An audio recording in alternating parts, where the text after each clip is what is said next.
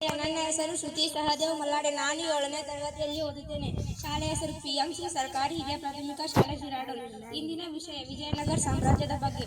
ಕರ್ನಾಟಕದ ಇತಿಹಾಸದಲ್ಲಿ ವಿಜಯನಗರ ಸಾಮ್ರಾಜ್ಯವು ಕ್ರಿಸ್ತಶಕ 1336ರಿಂದ 1446 ಸುವರ್ಣಾಕ್ಷರಗಳಲ್ಲಿ ಬರೆಯಲ್ಪಟ್ಟ ಅಧ್ಯಾಯವಾಗಿದೆ. ಇದರ ಪ್ರಮುಖ ಮಾಹಿತಿ.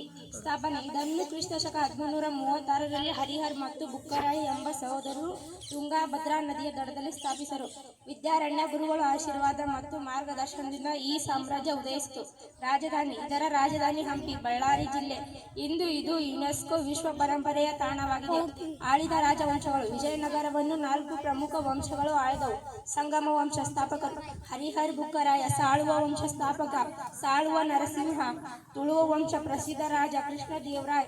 ಅರುವಿಡು ವಂಶ ಕೊನೆಯ ವಂಶ ಪ್ರಸಿದ್ಧ ಅರಸ ಶ್ರೀಕೃಷ್ಣದೇವರಾಯ. ಈ ಸಾಮ್ರಾಜ್ಯದ ಅತ್ಯಂತ ಶ್ರೇಷ್ಠ ಅರಸ ಶ್ರೀಕೃಷ್ಣದೇವರಾಯ. ಇವರ ಕಾಲವನ್ನು ವಿಜಯನಗರದ ಸುವರ್ಣ ಯುಗ ಎನ್ನಲಾಗುತ್ತದೆ. ಇವರು ಯವನ ರಾಜ್ಯ ಪ್ರತಿಷ್ಠಾಪನಾಚಾರ್ಯ ಮತ್ತು ಅಭಿನವ ಭೋಜ್ ಎಂಬ ಬಿರುದುಗಳನ್ನು ಹೊಂದಿದ್ದರು. ಸಾಂಸ್ಕೃತಿಕ ಮತ್ತು ಕಲಾ ಕೊಡುಗೆ. ವಾಸ್ತುಶಿಲ್ಪ. ಹಂಪಿಯ ವಿರೂಪಾಕ್ಷ ದೇವಾಲಯ, ವಿಠಲಸ್ವಾಮಿ ದೇವಾಲಯ, ಕಲ್ಲಿನ ರಥ ಮತ್ತು ಹಜಾರ ರಾಮಸ್ವಾಮಿ ದೇವಾಲಯಗಳು ಪ್ರಸಿದ್ಧವಾಗಿವೆ. ಸಾಹಿತ್ಯ. ಕನ್ನಡ, ಸಂಸ್ಕೃತ ಮತ್ತು ತೆಲುಗು ಸಾಹಿತ್ಯಕ್ಕೆ ಅಪಾರ ಪ್ರೋತ್ಸಾಹ ನೀಡಲಾಯಿತು. ಕುಮಾರವ್ಯಾಸನ ಕರ್ನಾಟ ಭಾರತ ಕಥಾಮಂಜರಿ ಇದೇ ಕಾಲದಲ್ಲಿ ರಚಿತವಾಯಿತು. ದಾಸ ಸಾಹಿತ್ಯ. ಪುರಂದಾಸರು ಮತ್ತು ಕನಕದಾಸರು ಭಕ್ತಿ ಚಳುವಳಿಯ ಮೂಲಕ ಸಮಾಜ ಸುಧಾರಣೆಗೆ ಶ್ರಮಿಸಿದರು.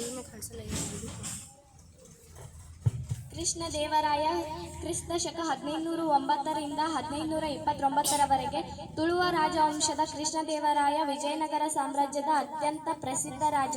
ಡೊಮಿಂಗೋ ಪೇಸ್ ಅವರ ಪ್ರಕಾರ ಪೋರ್ಚುಗೀಸ್ ಪ್ರವಾಸಿ ಕೃಷ್ಣದೇವರಾಯರು ಬಹುಶಃ ಇರಬಹುದಾದ ಅತ್ಯಂತ ಭಯಭೀತ ಮತ್ತು ಪರಿಪೂರ್ಣ ರಾಜ. ಅವರು ಮೊಘಲ ಚಕ್ರವರ್ತಿ ಬಾರ್ಬನ್ ಸಮಕಾಲೀನರಾಗಿದ್ದರು. ಬಾಬರ್ ತನ್ನ ಆತ್ಮಚರಿತ್ರೆಯಲ್ಲಿ ಬಾರ್ಬನ್ ನಾಮ ಹೆಸರಿನ ಕೃಷ್ಣದೇವರಾಯನ ಬಗ್ಗೆ ಬರೆಯುತ್ತಾನೆ ಮತ್ತು ಕೃಷ್ಣದೇವರಾಯ ತನ್ನ ಆಳ್ವಿಕೆಯ ಪ್ರಬಲ ಆಡಳಿತಗಾರ ಎಂದು ವಿವರಿಸಿದ್ದಾರೆ. ಅವರು 1510ರಲ್ಲಿ ಶಿವಸಮುದ್ರವನ್ನು ಮತ್ತು 1512ರಲ್ಲಿ ರಾಯಚೂರನ್ನು ವಶಪಡಿಸಿಕೊಂಡರು. 1523ರಲ್ಲಿ ಅವರು ಒರಿಸ್ಸಾ ಮತ್ತು ವಾರಂಗಲ್ ಅನ್ನು ವಶಪಡಿಸಿಕೊಂಡರು. ಅವನ ಸಾಮ್ರಾಜ್ಯವು ಉತ್ತರದಲ್ಲಿ ಕೃಷ್ಣಾ ನದಿಯಿಂದ ದಕ್ಷಿಣದಲ್ಲಿ ಕಾವೇರಿ ನದಿಯವರೆಗೆ ವಿಸ್ತರಿಸಿತು. ಪಶ್ಚಿಮದಲ್ಲಿ ಅರಬ್ಬಿ ಸಮುದ್ರದಿಂದ ಪೂರ್ವದಲ್ಲಿ ಬಂಗಾಳ ಕೊಲ್ಲಿಯವರೆಗೆ. ಅವರ ಕೊಡುಗೆಗಳು. ಅವರ ನೀರಾವರಿಗಾಗಿ ದೊಡ್ಡ ತೊಟ್ಟಿಗಳನ್ನು ಮತ್ತು ಕಾಲುವೆಗಳನ್ನು ನಿರ್ಮಿಸಿದರು. ಸಾಗರೋತ್ತರ ವ್ಯಾಪಾರದ ಪ್ರಮುಖ ಪಾತ್ರವನ್ನು ಅರ್ಥ ಮಾಡಿಕೊಳ್ಳುವ ಮೂಲಕ ಅವರು ನೌಕಾ ಶಕ್ತಿಯನ್ನು ಅಭಿವೃದ್ಧಿಪಡಿಸಿದರು. ಅವರು ಪೋರ್ಚುಗೀಸ್ ಮತ್ತು ಅರಬ್ ವ್ಯಾಪಾರಗಳೊಂದಿಗೆ ಸ್ನೇಹ ಸಂಬಂಧವನ್ನು ಉಳಿಸಿಕೊಂಡರು. ಅವರು ತಮ್ಮ ಸರ್ಕಾರದ ಆದಾಯವನ್ನು ಹೆಚ್ಚಿಸಿದರು. ಅವರು ಕಲೆ ಮತ್ತು ವಾಸ್ತುಶಿಲ್ಪವನ್ನು ಪೋಷಿಸಿದರು. ಅವರ ಅವಧಿಯಲ್ಲಿ ವಿಜಯನಗರ ಸಾಮ್ರಾಜ್ಯವು ತನ್ನ ವೈಭವದ ಉತ್ತುಂಗವನ್ನು ತಲುಪಿತು. ಕೃಷ್ಣದೇವರಾಯರು ಮಹಾನ್ ವಿದ್ವಾಂಸರು. ಅಷ್ಟದಿಗ್ಗಜರು ಎಂದು ಕರೆಯಲ್ಪಡುವ 8 ವಿದ್ವಾಂಸರ ಗುಂಪು ಅವನ ಆಸ್ಥಾನವನ್ನು ಅಲಂಕರಿಸಿತು ಮತ್ತು ಅವರು ಅಲ್ಲಾಸಾನಿ ಪೆದ್ದಣ್ಣ ಮನುಚರಿತ್ರಂ ಲೇಖಕ. ಅವರನ್ನು ಆಂಧ್ರ ಕವಿತಾ ಪಿತಾಮಹ ಎಂದು ಕರೆಯಲಾಗುತ್ತಿತ್ತು.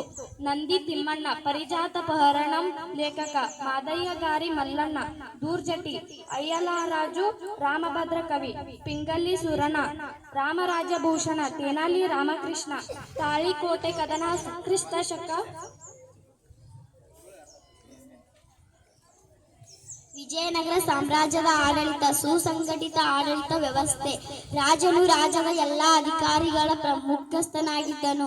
ಮಂತ್ರಿಗಳ ಮಂಡಳಿ ಆಡಳಿತದ ಕೆಲಸದಲ್ಲಿ ರಾಜನಿಗೆ ಸಹಾಯ ಮಾಡಲು ಸಾಮ್ರಾಜ್ಯವನ್ನು 6 ಪಾಂತ್ರೆಗಳಾಗಿ ವಿಂಗಡಿಸಲಾಯಿತು. ನಾಯಕ್ ಪ್ರತಿ ಪಾಂತ್ರೆಯನ್ನು ನಿರ್ವಹಿಸುವ ಒಬ್ಬ ಗವರ್ನರ್. ಪಾಂತ್ರೆಗಳನ್ನು ಜಿಲ್ಲೆಗಳಾಗಿ ವಿಭಜಿಸಲಾಯಿತು ಮತ್ತು ಜಿಲ್ಲೆಗಳನ್ನು ಗ್ರಾಮಗಳೆಂದು ಸಣ್ಣ ಘಟಕಗಳಾಗಿ ವಿಂಗಡಿಸಲಾಗಿದೆ. ಗ್ರಾಮವು ಆನುವಂಶಿಕ ಅಧಿಕಾರಿಗಳಾದ ಲೆಕ್ಕ ಪರಿಶೋಧಕ, ಕಾವಲುಗಾರರು, ತೂಕದ ಅಧಿಕಾರಿಗಳು ಮತ್ತು ಬಲವಂತದ ಕಾರ್ಮಿಕರು ಉಸ್ತುವಾರಿ ಅಧಿಕಾರಿಗಳಿಂದ ಆಡಳಿತ ನಡೆಸುತ್ತಿದ್ದರು. ಮಹಾನಾಯಕಾಚಾರ್ಯ ಅವರು ಅಧಿಕಾರಿ ಮತ್ತು ಗ್ರಾಮಗಳು ಮತ್ತು ಕೇಂದ್ರ ಆಡಳಿತದ ನಡುವಿನ ಸಂಪರ್ಕ ಬಿಂದು. ಸೈನ್ಯ. ಸಾಮಾಜಿಕ ಜೀವನ. ಸಮಾಜವನ್ನು ವ್ಯವಸ್ಥಿತಗೊಳಿಸಲಾಯಿತು. ಬಾಲ್ಯ ವಿವಾಹ, ಬಹುಪತ್ನಿತ್ವ ಮತ್ತು ಸತಿ ಪ್ರಚಲಿತದಲ್ಲಿತ್ತು. ರಾಜ್ಯರು ಧರ್ಮದ ಸ್ವಾತಂತ್ರ್ಯವನ್ನು ಅನುಮತಿಸಿದರು. ಆರ್ಥಿಕ ಪರಿಸ್ಥಿತಿಗಳು. ಅವರು ನೀರಾವರಿ ನೀತಿಗಳು ಜೀವಿಗಳಿಂದ ನಿಯಂತ್ರಿಸಲ್ಪಡುತ್ತದೆ. ಜವಳಿ ಗಣಿಗಾರಿಕೆ, ಲೋಹ, ಸುಗಂಧ ದ್ರವ್ಯ ಮತ್ತು ಇತರ ಹಲವಾರು ಕೈಗಾರಿಕೆಗಳು ಅಸ್ತಿತ್ವದಲ್ಲಿದ್ದವು. ಅವರು ಹಿಂದೂ ಮಹಾಸಾಗರದ ದ್ವೀಪಗಳು, Abyssinia, Arabia, Burma, China, Persia, Portugal, ದಕ್ಷಿಣ ಆಫ್ರಿಕಾ ಮತ್ತು ಮಲಯ ದ್ವೀಪ ಸಮೂಹದೊಂದಿಗೆ ವಾಣಿಜ್ಯ ಸಂಬಂಧಗಳನ್ನು ಹೊಂದಿದ್ದರು. ವಾಸ್ತುಶಿಲ್ಪ ಮತ್ತು ಸಾಹಿತ್ಯ ಕೊಡಗು ಹಜಾರ ರಾಮಸ್ವಾಮಿ ದೇವಸ್ಥಾನ ಮತ್ತು ವಿಠ್ಠಲಸ್ವಾಮಿ ದೇವಸ್ಥಾನವನ್ನು ಈ ಅವಧಿಯಲ್ಲಿ ನಿರ್ಮಿಸಲಾಯಿತು. ಧನ್ಯವಾದಗಳು.